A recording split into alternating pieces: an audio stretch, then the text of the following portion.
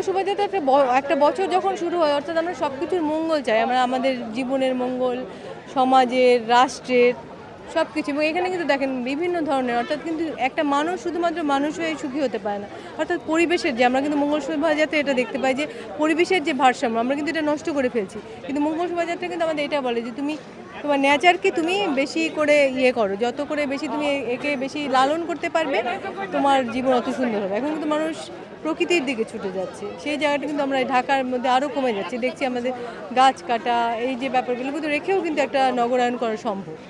তরুণ প্রজন্মকে কি বলবেন মঙ্গল শোভাযাত্রার বিষয়ে?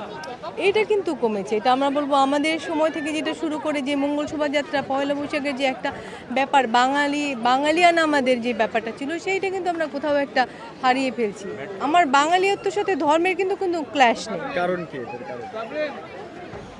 বুঝছেন, এটা আমার কাছে